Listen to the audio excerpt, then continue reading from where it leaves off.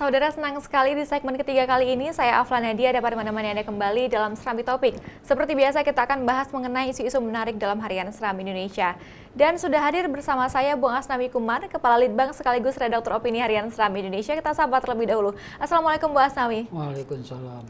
Bu Asnawi, cukup banyak informasi yang masuk ke meja redaksi. Tapi hari ini yang juga cukup menarik mungkin kemarin terkait dengan pelantikan Bupati Aceh Barat. Apa yang kita sorot dari pelantikan ini, Bung? Iya, Nana, menarik memang setelah satu hari sebelumnya Gubernur Irwandi Yusuf melantik Bupati dan Wakil Bupati Nagan Raya terpilih. Kemarin Bupati setelah sempat ke Banda Aceh lalu balik lagi ke Melabu Aceh Barat. Di Banda Aceh sebetulnya pada rencana awal tadinya ingin bermalam di sana ya, tapi karena memang di Banda Aceh pun ada kegiatan yaitu menemani Menteri Agama ya, dalam di pentas Pai Uin Araniri. Nah, di pelantikan Bupati Aceh Barat yaitu dari Ramli MS berpasangan dengan Banta Putih ya? Banta Putih Syam untuk jabatan 2017-2022 ya. Gubernur menekankan tentang agar kepala daerah yang baru ini berhati-hati dalam mengeluarkan surat izin, terutama terkait dengan izin penambangan ya. Karena sejauh ini memang izin penambangan itu lebih banyak dikeluarkan oleh pihak pemerintah pusat, sementara pemerintah Aceh sendiri sejauh ini baru 2% terkait dengan masalah-masalah surat izin. Kemudian di tempat yang sama Gubernur juga memberi keterangan pers bahwa dia sudah memerintahkan pihak Polda untuk mengusut ya, kemudian juga sekaligus menghentikan penambangan emas ilegal yang ada di Aceh Barat, tepatnya di Kecamatan Sungai Mas, kemudian di Nagan Raya, tepatnya di Kecamatan Betung, termasuk di Gempang PD, itu untuk dihentikan karena memang sejauh ini dianggap ilegal dan tidak punya izin. Kita tahu bahwa bumi Aceh mengandung banyak sekali mineral seperti emas misalnya, tapi sejauh ini memang dari beberapa penelitian seperti di Gempang misalnya belum layak dilakukan penambangan secara resmi begitu ya. Kemudian juga sebelumnya sempat heboh juga di Aceh soal penambangan emas tradisional, tepatnya di kawasan Gunung Ujen, Kecamatan Kurung Sabi, Aceh Jaya. Jadi sebetulnya kalau masalah penambangan ini dikelola secara lebih dengan aturan-aturan sebagaimana ditetapkan, barangkali ini bisa lebih optimal dan bisa lebih maksimal, khususnya pemasukan income bagi Aceh. Tetapi sejauh ini memang hal-hal seperti itu belum dilakukan. Hanya saja sejauh ini untuk menjaga potensi-potensi tersebut, pihak pemerintah dalam hal ini misalnya Gubernur hanya bisa melarang dalam hal ini seperti juga dilarang penambangan emas ilegal di Aceh Barat dan Nagan Raya yang menurut Gubernur sudah dilaporkan ke Polda, Nana. Tapi kemudian untuk menghindari penambangan ilegal yang mungkin sudah cukup lama ini terjadi di wilayah Barat Selatan Aceh mungkin seperti itu, apa tindakan selanjutnya yang akan dilakukan oleh pemerintah Aceh seperti yang sudah Bung Asnawi sebutkan tadi? Iya, sejauh ini kita masih belum melihat adanya regulasi yang lebih rapi ya terkait masalah penambangan ini, kecuali beberapa jenis mineral lainnya seperti misalnya batu bara yang juga terdapat banyak sekali ya potensinya di Aceh Barat. Kita tahu di sana ada perusahaan besar seperti Wifa Bersaudara yang sedang menggarap itu. Kemudian beberapa yang lainnya justru kita belum melihat adanya regulasi yang lebih yang lebih efektif, yang lebih resmi yang kita dengar. Sejauh ini pemerintah hanya mampu melarang, misalnya tidak melakukan penambangan.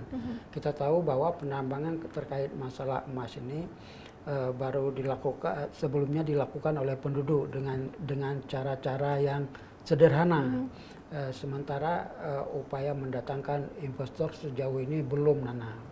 Tapi tentunya juga kita mengharapkan semoga ada titik temu seperti itu antara pemerintah dengan masyarakat, karena bisa kita bilang bahwa menambang emas secara ilegal ini, secara tradisional ini bisa disebut sebagai salah satu mata pencaharian utama oleh masyarakat sekitar, seperti itu ya, Bung? Betul. Tapi kalau tidak tidak dikawal, tidak dijaga juga sangat membahayakan bagi lingkungan. Merusak lingkungan ya. Merusak lingkungan. Sebagai contoh misalnya penambangan emas di kawasan Gunung Ujin, Kecamatan Kurungsabe, Aceh Jaya ya. Penduduk melakukan penambangan dengan menggunakan zat kimia merkuri yang diperkirakan sejumlah sungai yang ada di kawasan Aceh Jaya itu sudah tercemar merkuri. Jadi ini sangat berbahaya kalau terus dibiarkan seperti itu saja. Kemudian kita juga tahu bahwa karena penambangan tidak ilegal, kemudian banyak sekali para penambang yang akhirnya meninggal di dalam karena memang terjadi longsor, kemudian tertimbun dan lain sebagainya. Jadi hal-hal seperti ini yang kemudian dilarang oleh pemerintah untuk dilakukan penambangan secara ilegal. Karena juga cukup banyak resikonya untuk penambang itu sendiri, selain untuk lingkungan, efek buruk untuk lingkungan juga banyak resiko tersendiri. Dan informasi ini bisa Anda baca, saudara, secara lengkap dalam Harian Seram Indonesia. Informasi lainnya yang juga kita turunkan sebagai berita yang cukup menarik hari ini terkait dengan 40 kawanan gajah yang merusak kebun warga di Pidi. Seperti apa informasi ini, Bung? Ya, bukan 40 tapi 30 ya. 30, oke. Laporan 30 kawanan gajah yang mengobrak-abrik kebun warga, terutama dengan sasaran misalnya pohon pisang, kemudian juga pohon pinang milik warga di Kecamatan Mila, Kabupaten Pidi. Sebetulnya kawanan gajah ini sudah sering sekali dikeluhkan oleh para penduduk setempat, terutama para petani yang berkebun di kawasan itu. Nah, dalam hal ini juga dicoba tangani oleh pihak Dinas Pertanian ya, pertanian setempat dengan memberikan kepada warga berupa mercon. Tapi sepertinya kawanan gajah ini sudah imun dengan suara mercon, jadi seperti sudah tidak ada pengaruh apa-apa. Jadi kita melihat bahwa upaya mengusir gajah dengan membakar mercon sudah tidak efektif dilakukan. Khususnya di kawasan Mila Pidi itu, Nana. Tapi adakah mungkin hal lain yang menjadi trigger seperti itu hingga kawanan gajah ini masuk ke kawasan warga? Ya, kita tahu bahwa kawasan itu termasuk dulunya merupakan habitat gajah ya. Kalau gajah ini habitatnya sudah rusak, maka sasarannya tidak lain adalah ya masuk ke wilayah-wilayah pemukiman penduduk dan merusak kebun-kebun penduduk sebagaimana yang terjadi di Kecamatan Mila Kabupaten Pidi ini, Nana. Kemudian terakhir yang juga satu berita cukup menarik, ini berita ringan yang kita turunkan, satu kebanggaan bagi masyarakat Aceh ya, khususnya kemudian rakyat Indonesia umumnya.